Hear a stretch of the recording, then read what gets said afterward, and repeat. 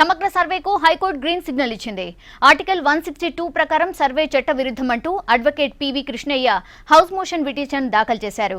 దీనిపై ఇవాళ వాదనలు జరిగాయి. సర్వే చేయడం ద్వారా ప్రభుత్వ ఆదాయాన్ని వృధా చేస్తోందని కృష్ణయ్య వాదించారు. దీనిపై అడ్వకేట్ జనరల్ రామకృష్ణారెడ్డి కూడా తన వాదనలు వినిపించారు.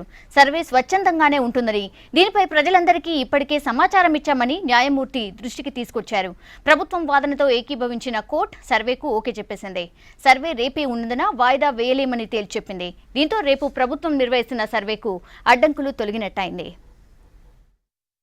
ఇంటెన్సివ్ హౌస్ హోల్డ్ సర్వే ఏదైతే ప్రభుత్వం రేపటి నుంచి చేపడుతుందో అది కొనసాగుతుంది. ఈరోజు ఏదైతే పబ్లిక్ ఇంట్రెస్ట్ లిటిగేషన్ ఇచ్చినారో అందులోపల స్టే పిటిషన్ డిస్మిస్ చేసినారు. కనుక సర్వే జరగడంలో ఎలాంటి సందేహం లేదు. సర్వే యథావిధంగా ప్రభుత్వం అనుకున్న ప్రకారంగా సర్వే రేపు జరిగి తీరుతుంది. సర్వే ఏ విధంగా చేయాలి, ఎన్యూమరేటర్స్ ఏ విధంగా పంపాలి, ఫార్మాట్స్ ఏ విధంగా చేయాలి, దాని కోడింగ్ ఏ విధంగా చేయాలి, కంప్యూటర్ విధంగా ఏ విధంగా ఉండాలి, ఇవన్నీ ప్రభుత్వ నిర్ణయం ఏదైతే 4వ తారీఖు నాడు ప్రభుత్వం ఏదైతే నిర్ణయం తీసుకుందో దాని ప్రకారంగా సర్వే కొనసాగుతుంది.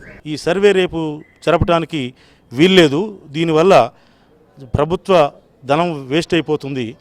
అల్టిమేట్గా కేసు అలవైపోతే కొట్టేస్తే అదేవిధంగా పర్సన్స్ కూడా అన్నెసెసరీగా ఇన్కన్వీనియన్స్ ఉంటుంది కూడా జరగనిది. దానికి ఈరోజు హైకోర్టు న్యాయమూర్తి గారు చెప్పింది ఏంటంటే, ఇది సర్వే రేపే ఉంది కాబట్టి అన్ని అరేంజ్మెంట్స్ చేసుకున్నారు కాబట్టి చాలా ఎక్స్పెండిచర్ కూడా జరిగింది కాబట్టి దాన్ని నేను ఇప్పుడు ఆపే పరిస్థితి లేదు. ఆపనందువల్ల ఎవరికి ఎటువంటి ప్రెజుడ్యూస్ జరగదు. వాళ్ళకి ఇష్టమైతే చెప్తారు, లేతే లేదు. దానివల్ల ఇన్కన్వీనియన్స్ లేదు. కానీ రేపు వ్యాలిడిటీ ఆఫ్ ది జీవో ఈ డెసిషన్ రాంగ్ అయితే మొత్తం ఎగిరిపోతుంది.